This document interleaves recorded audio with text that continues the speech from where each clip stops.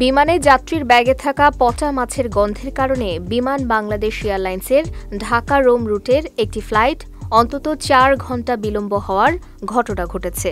গত মঙ্গলবার BG355 ফ্লাইটে এই ঘটনা ঘটে। সেদিন রোমের স্থানীয় সময় সন্ধ্যা ৭টা ২০ ফ্লাইটটি ঢাকার উদ্দেশ্যে ছাড়ার কথা থাকলেও সেটি রাত 11:15টায় উড্ডয়নের অনুমতি দেয় বিমানবন্দর কর্তৃপক্ষ। এর কারণ হিসেবে জানা গেছে, ফ্লাইটটি মঙ্গলবার সকালে ঢাকা থেকে রোমে যাওয়ার সময় একাধিক যাত্রী তাদের লাগেজে রান্না করা খাবার ও কাঁচা মাছ নিয়ে যান।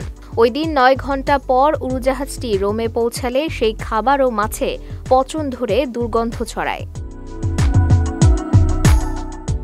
পরে পচন ধরা সেই পণ্য বোঝাই লাগেজ কার্গো হোল্ড থেকে নামিয়ে বেল্টে দেয়া হয়। এতে অন্য এয়ারলাইন্সের যাত্রীদের লাগেজে বিমান যাত্রীদের রান্না করা খাবারের তেল ও মাছের পানি লেগে আশপাশে দুর্গন্ধ ছড়ায়।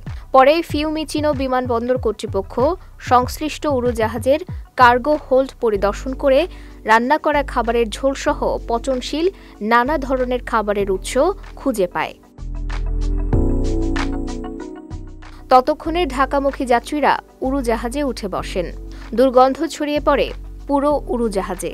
পরে উড়োজাহাজে পরিচ্ছন্নতা কার্যক্রম চালিয়ে ৪ ঘণ্টা পর উড্ডয়নের অনুমতি দেয় বিমানবন্দর কর্তৃপক্ষ। এদিকে দীর্ঘ সময় বিমানেই আটকে থাকার ঘটনায় ক্ষোভ প্রকাশ করেন যাত্রীরা। রোমে দায়িত্বরত বিমান কর্মীরা জানিয়েছে, ওই ফ্লাইটে এক যাত্রীর লাগেজেই কাঁচা ১১টি ইলিশ মাছ পাওয়া গেছে। পরে নিয়ম অনুযায়ী তাকে জরিমানা করা হয়।